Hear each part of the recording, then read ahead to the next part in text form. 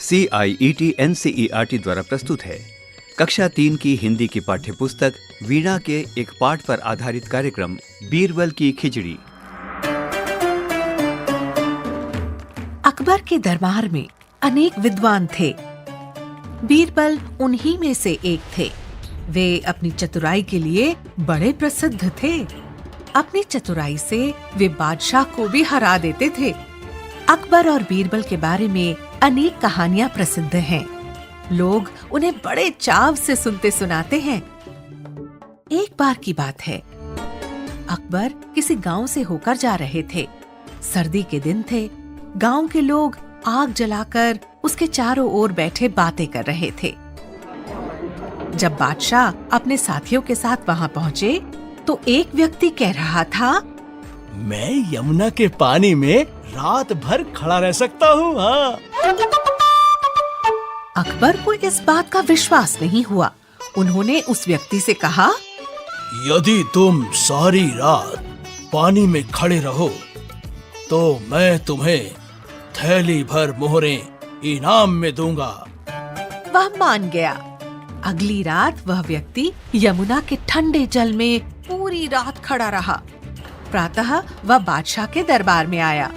बादशाह ने आश्चर्य से पूछा, हैं?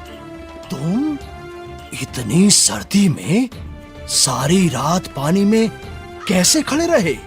उसने नम्रता से उत्तर दिया, महाराज, आपके राजमहल से दीपक का प्रकाश आ रहा था। मैं उसे देखते हुए सारी रात पानी में खड़ा रहा।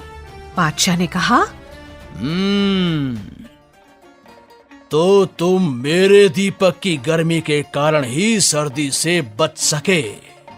तुम्हें कोई इनाम नहीं दिया जाएगा। वह बहुत दुखी हुआ और उदास होकर चला गया। उस समय बीरबल भी दरबार में उपस्थित थे। उन्होंने सोचा, इस दुखी व्यक्ति की सहायता करनी चाहिए। दूसरे दिन बीरबल दरबार में नहीं आए। अकबर को चिंता हुई कि कहीं बीरबल बीमार तो नहीं पड़ गए। उन्होंने बीरबल को बुलावा भेजा। बीरबल ने कहलवाया कि मैं खिचड़ी पका रहा हूँ, पक जाने पर दरबार में उपस्थित हो जाऊंगा। अगले दिन बीरबल को फिर दरबार में न देखकर बादशाह ने कुछ सोचा। फिर वे बोले, चलो स्वयं ही चलकर देखें कि बीरबल कैसी खिचड़ी पका रहे हैं। जब बादशाह बीरबल के यहाँ पहुँचे तो उन्होंने देखा, एक बहुत लंबे बांस के ऊपरी सिरे पर एक हांडी लटकी हुई है। हांडी से बहुत नीचे भूमि पर बहुत थोड़ी सी आग जल रही है। बादशाह ने हैरानी से पूछा, बीरबल, भला ये खिचड़ी कैसे पक सकती है? हांडी तो आग से बहुत दूर है। बीरबल ने उत्तर दिया, हुजूर, अगर वो व्यक्ति राजमहल के दीपक की गर्मी के सहारे सारी रात ठंडे पानी में खड़ा रह सकता है, तो इस आग से मेरी खिचड़ी क्यों नहीं पक सकती? अकबर को बात समझ में आ गई। उन्होंने दूसरे दिन उस व्यक्ति को दरबार में बुलाया और बड़े सम्मान के साथ उसे मोहरों की थैली भेंट कर दी। बच्चों, अभी आपने सुना ये कार्यक्रम, आया ना मजा? अब कुछ सोचने के लिए।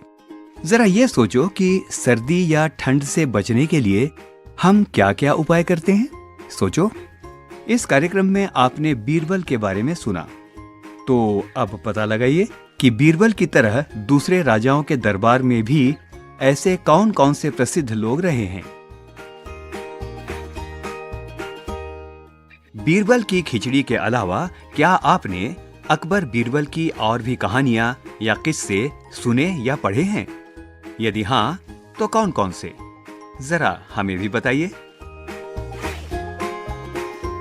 प्रिय श्रोताओ, आप हमसे हमारे IVRS नंबर और ईमेल पर संपर्क कर सकते हैं। हमारा IVRS नंबर है 8800440559 और हमारा ईमेल का पता है audio@ciet.nic.in।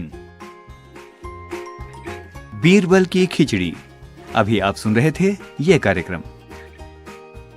कार्यक्रम समन्वय प्रोफेसर राजेंद्र पाल, तकनीकी समन्वय बटी लैंगलिंगडो, कलाकार प्रवीण शर्मा और ऋचा सयाल, ध्वन्यांकन मयंक कुमार, मार्गदर्शन अजीत होरो, निर्देशन विमलेश चौधरी तथा निर्माण कुसुम लता।